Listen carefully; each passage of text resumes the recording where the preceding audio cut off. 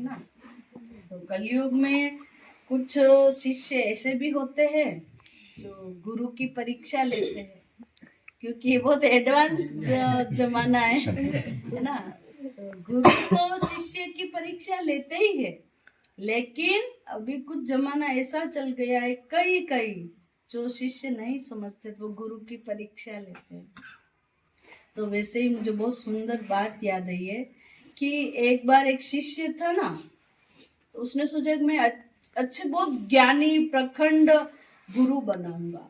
वो भाव नहीं था कि मैं शिष्य बनूंगा, लेकिन मैं ऐसे ज्ञानी और अच्छे पद वाले पीठाधीश्वर को गुरु बनाऊंगा।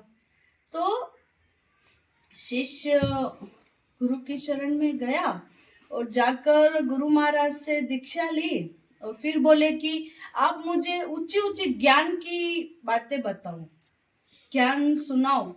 तो गुरुजी ने भागवत सुनाया, रामायण सुनाया। तो बोले ईगो था ना उसमें, तो फिर बोले नहीं, आप तो मुझे इससे भी ऊपर का ज्ञान सुनाओ। तो गुरुजी ने गीता का ज्ञान सुनाया और कहा कि सर्व उपनिषदों गावो, यानी सारे उपनिषद गाए है। और गावो गोपाल नंदनम, गावो दुग्धो गोपाल नंदनम, और सारे जो उपनिषद का दूध है वो भगवान कृष्ण है। क्या बोला?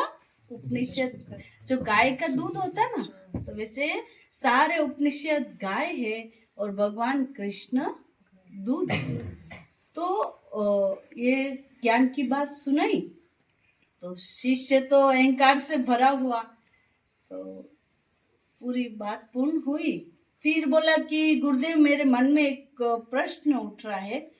तो बोला कि क्या प्रश्न है? कि आप जो संस्कृत में श्लोक कह रहे थे ना कि गावो दुग्धो गोपाल नंदनम, तो इसमें दो गधे कौन है?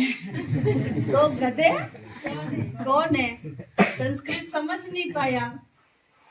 तो फिर गुरुजी ने अपना सिर पीटा और कहा कि एक गधा मैं और दूसरा